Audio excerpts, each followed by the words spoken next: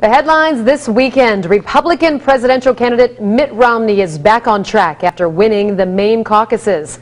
What the headlines haven't told you is that what happened in Maine is the messiest caucus Republicans have had so far, and it may not be over just yet.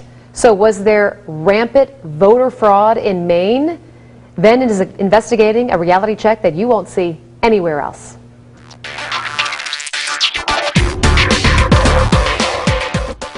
Maine is not a major state during the national primaries. Only 24 or so delegates come out of Maine to the convention. But what happened there over the weekend does more than just raise eyebrows. It is enough to make you question, was the caucus fixed?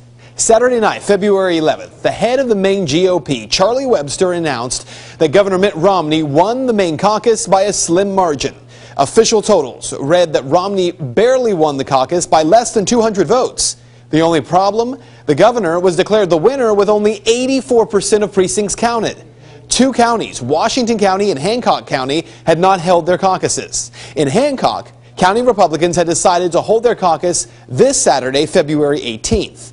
In Washington County, though, the state canceled the caucus because of snow concerns. Turns out the area only got a light dusting. Now, the problem here, Mr. Webster says, even when those caucuses are held this Saturday, the votes won't count. I talked with him on the phone. On February 11th, that was election day. Our rules said this is when you're going to have to vote by this date. You know, if you're out of town that day, you don't get your vote counted. I'll let the people, the caucuses will be held. The state committee, our governing body, will have to decide if we want to expand that. You heard right. The head of the GOP in Maine saying that the caucuses will be held this weekend, and even though party officials were the ones who canceled the caucus in Washington County, they will not count the votes of those who turn out because they missed the February 11th deadline. And if the party decides to count those votes, well, they won't make that decision until the second week of March after Super Tuesday. Well, that alone has caused a huge blow-up across Maine. The state Senate President, Kevin Ray, says that, quote, our votes in Washington County must count as much as votes cast anywhere else, end quote. And Mr. Webster says it doesn't matter if the votes are counted because really it's just a straw poll. And he is correct that it is a straw poll and that the delegates are not bound to any candidate, meaning the delegates can vote in the convention for whomever they choose. But if you want to disregard the straw poll, don't hold one in the first place. But aside from the state GOP not wanting to include Washington County, there is another major issue from these Maine caucuses. Even though Governor Romney was already declared the winner, the numbers that the state GOP in Maine are reporting are, according to caucus chairman, incorrect.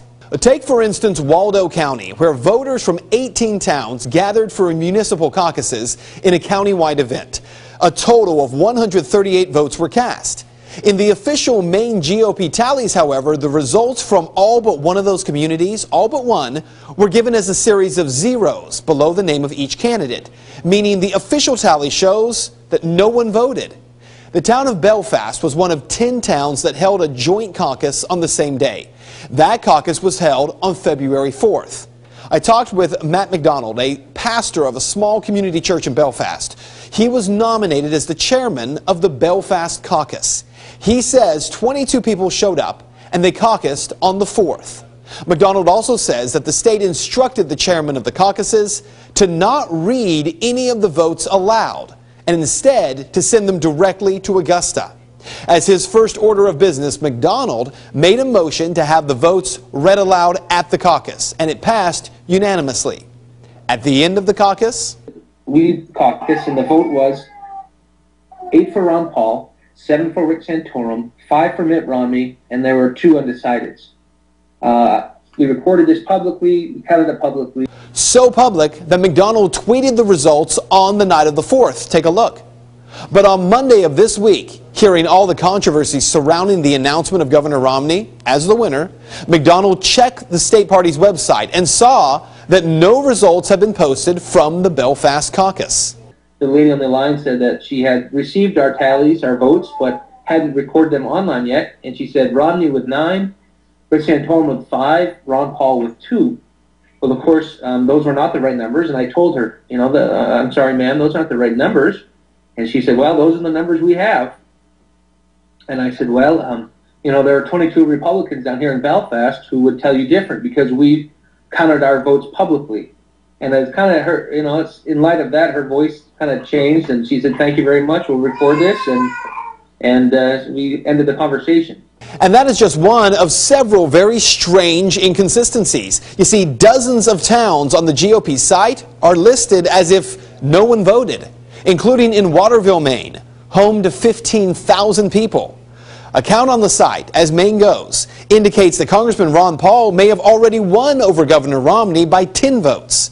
Can you say Iowa 2.0? If these issues of transparency aren't dealt with, and the GOP nationally pushes Mitt Romney on the state of Maine, personally, I will either vote for Barack Obama or withhold my vote. And I've been voting for 15 years now, or 14 years, and I've only voted for Republicans. And that is what you need to know. What has happened in Maine is nothing short of a disaster for the Republican Party there. Is this a case of jumping the gun, sheer incompetence, or is it blatant fraud? Well, you can make up your own mind on that. But here is what is crystal clear. Unless the leadership in Maine publicly counts votes and ensures that every voter is heard, even though this is just a straw poll, the leadership may win the battle of keeping Governor Romney from having lost 4 contests in a row, but may lose the war of galvanizing that vote in the general election come November. And that is Reality Check. Well, if you would like to make your voice heard on the story, head over to Ben's Facebook page. You can find it by simply searching Ben Swan, WXIX.